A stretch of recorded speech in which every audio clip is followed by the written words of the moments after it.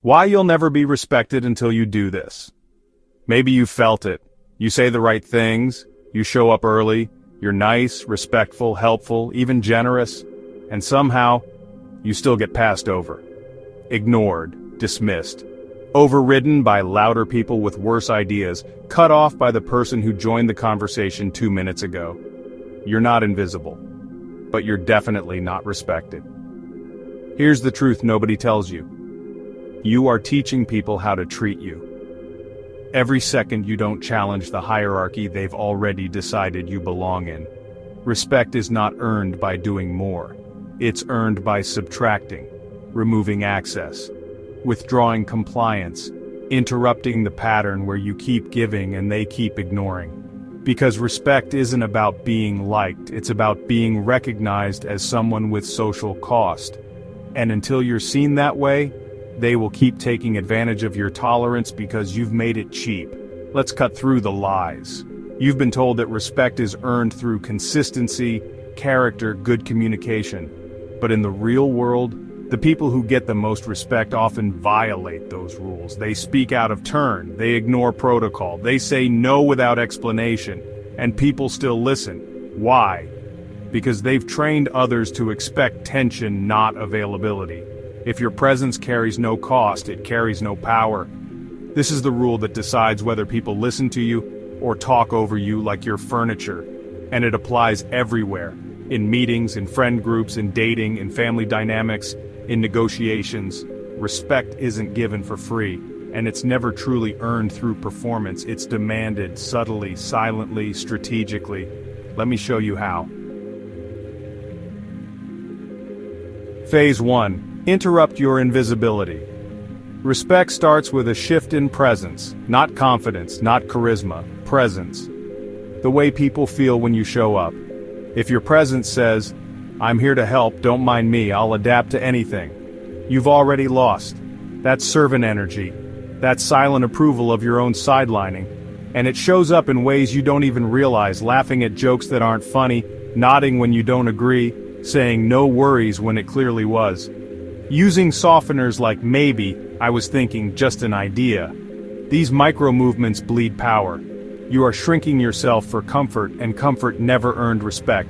Instead, you need to become interruptive, not rude, not reactive. Interruptive, meaning your presence interrupts the pattern of being overlooked. Try this. Let silence sit after you speak. Stop smiling after statements. Ask why. When someone tries to override you, say, "That's not going to work for me," and leave it there. Speak second, but speak last. This alone will make people look twice. Not because you've become aggressive, but because you've become unstable in their pattern. They don't know what you'll say. They don't know how much you'll tolerate. They feel tension, and tension earns attention.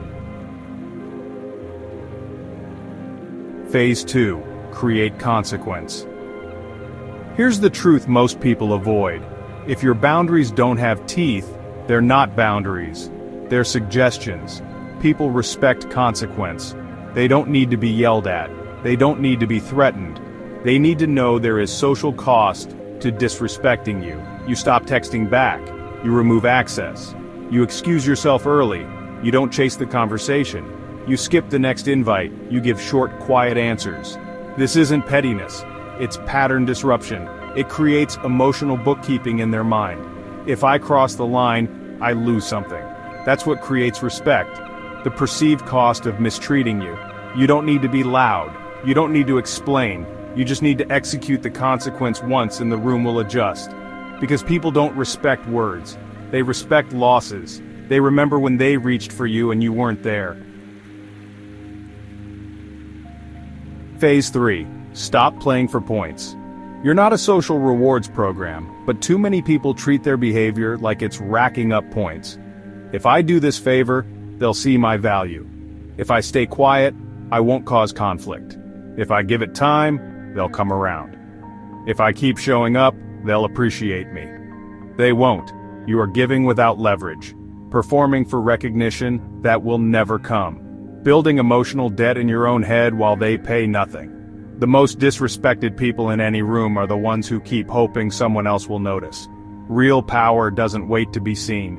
It signals without permission. So stop playing for points, play for position. If you're not listened to, leave mid-conversation. If your work is ignored, stop over-delivering. If your ideas are passed over, take them somewhere else. This isn't passive aggression, it's passive sovereignty.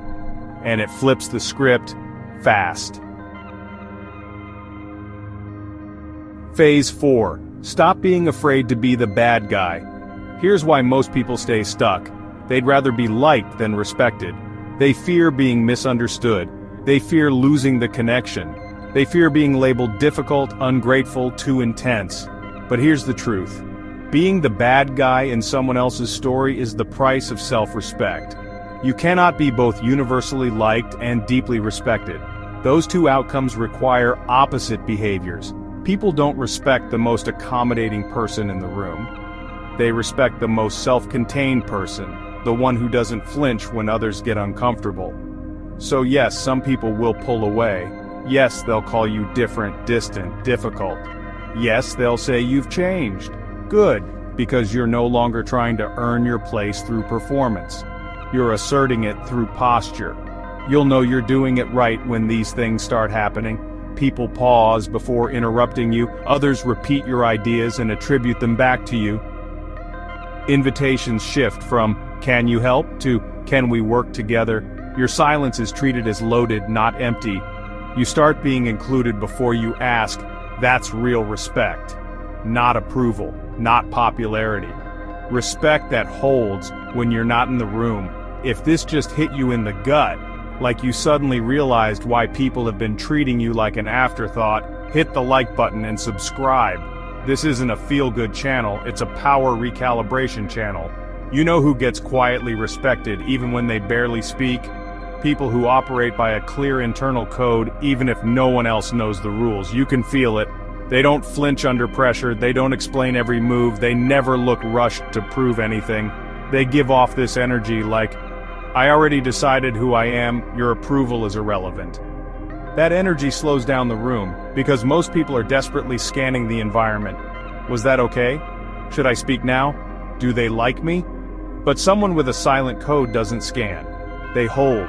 They're not reactive. They're referenced. They move from internal alignment, not external permission. So here's your move. Start operating by a personal respect code, not a public one. You don't need to declare it, you just live it. Here's what that might look like. You never chase people who dismiss you. You always take a beat before responding emotionally. You never stay where you're tolerated but not valued. You refuse to explain your worth unless there's an earned invitation. You stop sharing your plans with people who haven't earned your trust. That code becomes a signal, and people start adjusting to it, even if they don't understand why. Respect flows to those who already respect themselves, audibly, visibly, and structurally. That means your calendar, your tone, your posture, your micro-decisions, they all teach people what you'll allow. And when that code becomes unshakable, you won't need to fight for respect ever again. It'll arrive pre-calculated. This is the part most people skip. They learn the concepts. They nod in agreement. They save the video, but they don't do the audit. So let's do it now.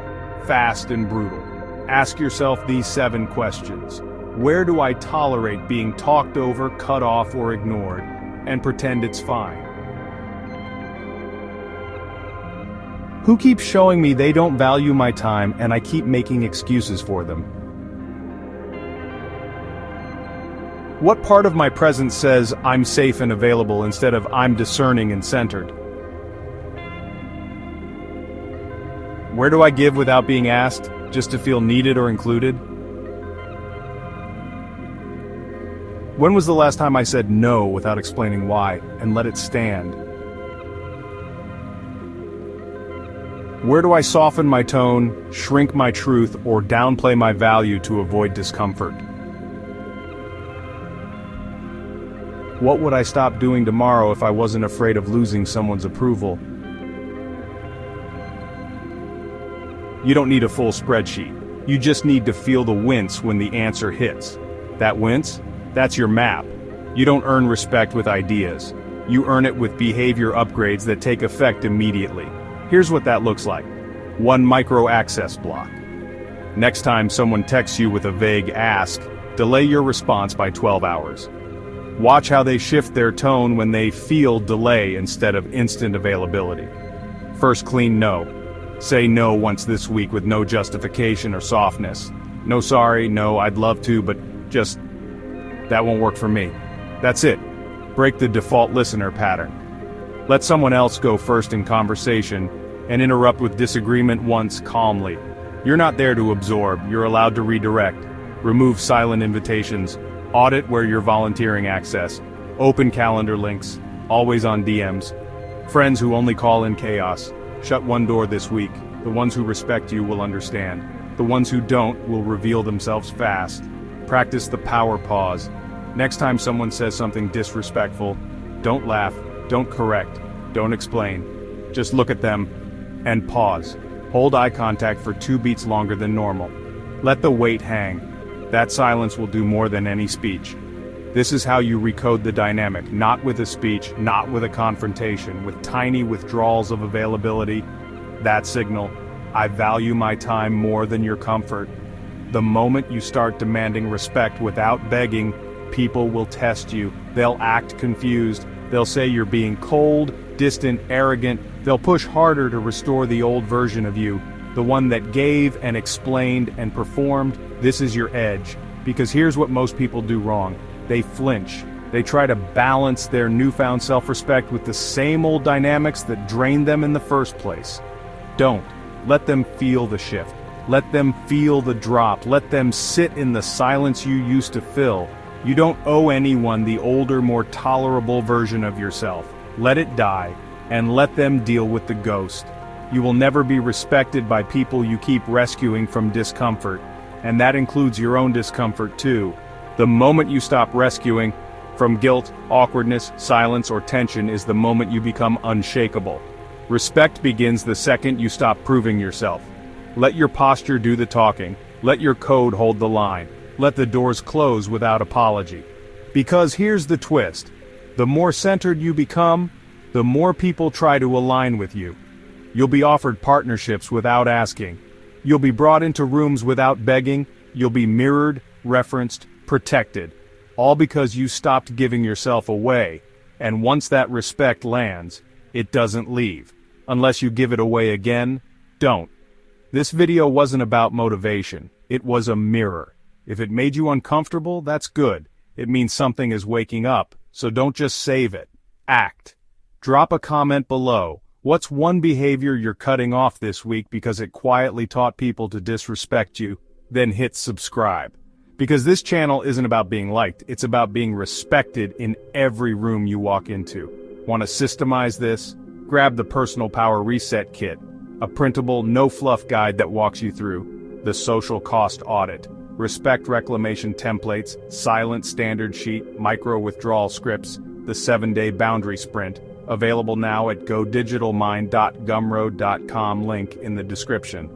This content is for educational purposes only and does not replace professional, legal, or psychological advice. Always use your own judgment and seek support when needed.